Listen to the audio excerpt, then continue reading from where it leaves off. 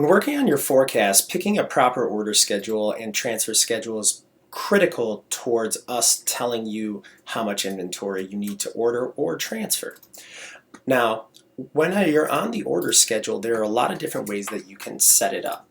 You can pick every week, 2 weeks, every 6 months, custom number of days, etc., every 3 months. So if you're looking to set something up that is going to be very regular, you always order every 3 months, go with that type of order schedule. Now, if you're looking to have something a little more fluid, there is an option to select as needed. Now, we always suggest using min and max ranges because this allows us to actually put things into how much time, how much inventory should we be sending to each location. So you have an FBA max, an FBA min. Now, putting in this case, usually you'll have a max of, again, in days or units. We typically recommend using days. Select the number of days, and let's say you have 45 days worth of stock that you can keep, and you always want a buffer of 5 days worth of stock at FBA. Now, because of your lead time and things are sent to your warehouse, you also want to stock things at your warehouse so that you are having more inventory there because of the costs are cheaper. In that case, you're most likely going to want your warehouse max stock to be a little bit more than what your FBA max stock is. So let's say that is around 100 days.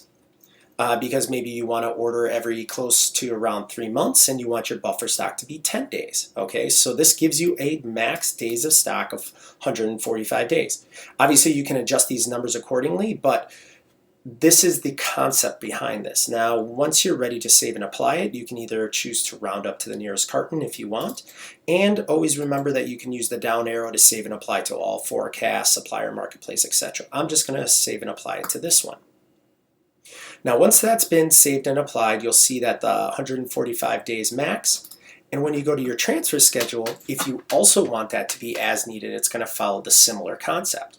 Or you can select a transfer of happening every week on Mondays, Tuesdays, Wednesdays, etc. So this is really up to you, but the main concept is, are you looking for something that's more fluid, that can go on the as needed where you give a min and max range, or are you looking to have something, I don't want to say more rigid, but more structured, that is on a particular date and time? Because as you do that, we will build out your timeline around those timetables and make recommendations throughout the year on when you should make those transfers.